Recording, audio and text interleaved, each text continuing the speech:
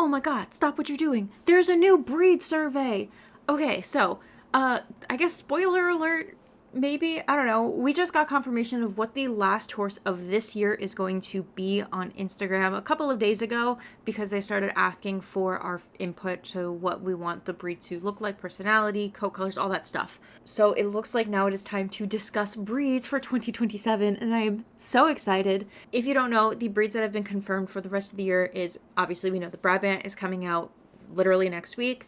We have the updated American Quarter Horse coming out, the Westphalen, and now the Fjord is going to be the last horse released at the end of this year. So, and I know I'm breezing past that, but we gotta look at 2027 because I really need to know if my number one breed that I want is going to be on this list. So let's take this survey together. Oh, it's not on here. So these are the following breeds that we can vote for to possibly be added in 2027. Claude Ruber, American Standardbred, Brumby, Zorse, Dole Horse, Starter Horse or Jorvik Warmblood, Oldenburger, English Thoroughbred, Knabstrupper, Curly, Australian Stock Horse, New Forest Pony, Arabian, Scandinavian Cold Blood Trotter, Sport Pony, Shetland Pony, Yakutian, Welsh Cob, Mongolian Horse, and Campelina. No Holsteiner for me. At the very least, I have to do it. Knabstrupper, it's going on there. It's my friend Apple's favorite in-game horse, and she deserves a little update. So let's get an updated Nova Moon. I also think the Jorvik Warmblood for sure. I voted for them for 2026 as well. I kind of was hoping we would get an updated Jorvik Warmblood for the 15th birthday. Obviously not happening, but I just thought it would have been really appropriate. But I'll still vote for Jorvik Warmblood. One horse that I don't think needs to be on this list is Arabian. That's a relatively new horse. I don't think it needs to be redone already. I'm also hesitant to say English Thoroughbred because then I'm just picking 3 breeds that exist but are a little crusty and I just want to see them updated. But I just don't know anything about any of these other horses. I know what an American Standardbred is, but I can't say I truly want one in Star Stable. Let me just do a quick Google search about what each of these horses look like.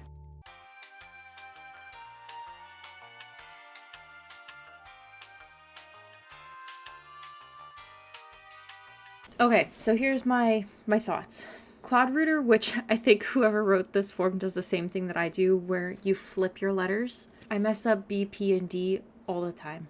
I'm also considering between Dole Horse and the Scandinavian Cold-Blood Trotter because they're both also very similar to the North Swedish horse, which I also love and deserves an update. The Yakutian is the Yakutian? Yakutian? I don't actually know. So fluffy. Oh my god. I don't think we have a horse that looks quite like that. I know that the Black Forest horses are very fluffy, but these are floof. Big floof. Such big floof. Oh my god, floof. If I have to be honest with myself between the Claude Ruber, the Yakutian, and the Oldenburger, I'm gonna ride the Oldenburger the most. But that's also because I prefer warm blood breeds or pony breeds, which I know there's a couple ponies on here, but I kind of really like the ponies we already have. That's not to say I don't like the warm bloods we already have, because I do, which is why I'm also choosing the Oldenburger.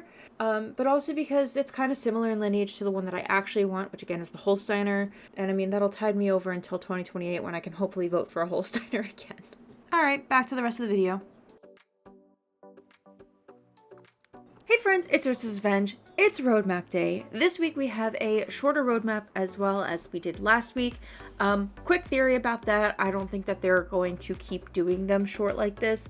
I think that they wanted people to focus on Marching Gas first before they turn their eyes to this week's update. Because I do think that there's something here that I think the community is going to be pretty excited about, and I don't blame them for not wanting Marching Gas to be overshadowed.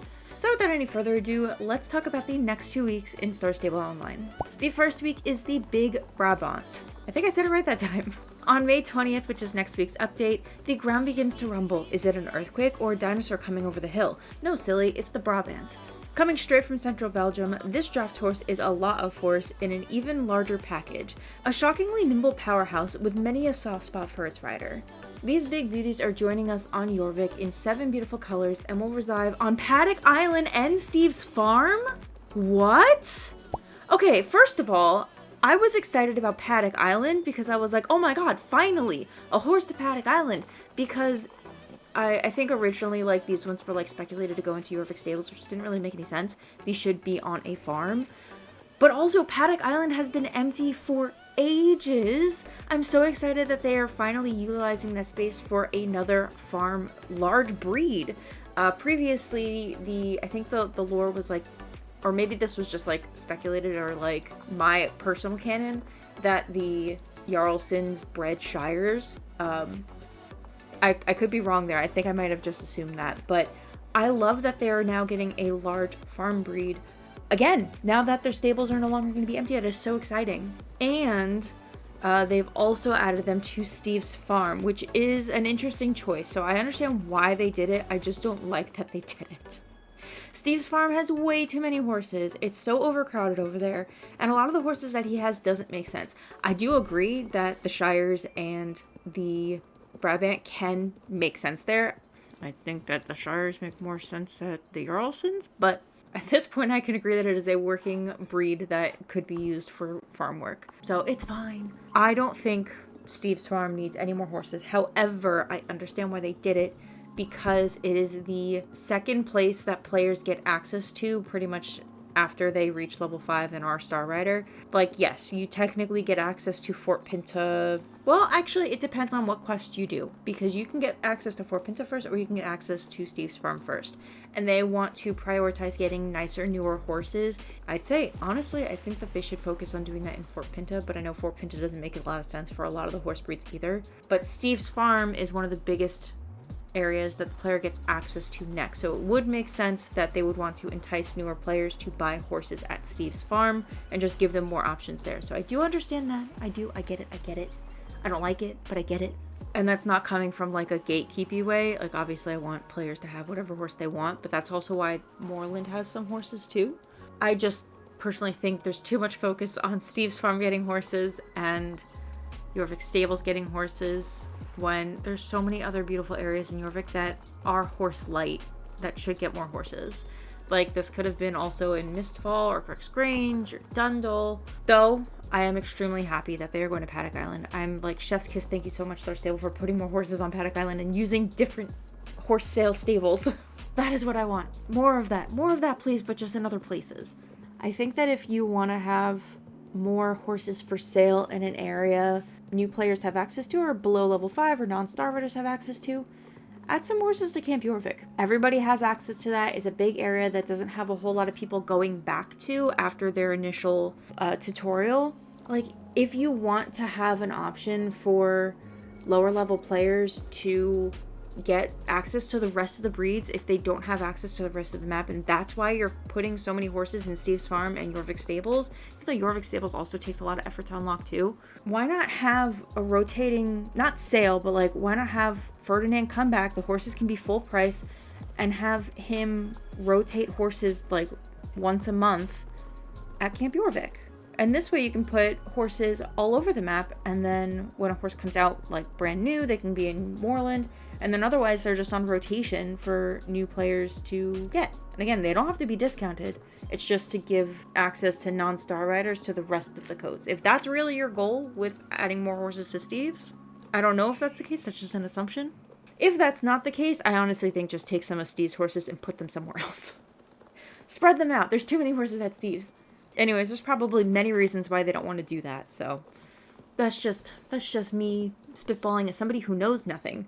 Anyways, moving on to the second week, the Style Rider Show. Now, this is the one that I think they were maybe splitting out the news because they didn't want it to overshadow Marching Gas, because on May 27th, calling all fashionistas of Star Stable Online, the runway is open for all models out there to show off their outfits. Our style icons who want to join us will be able to submit their outfit and then come back the next day to vote on all the submissions on the server. We're excited to see who will make it into the final at the end of the week. This week, we also add more fun colors to the medieval hairstyle. We heard some people may be interested in pink, so apparently some version of Fashion Week is coming back to Star Stable Online. I don't know if this is going to be like a weekly competition that's going to keep coming back.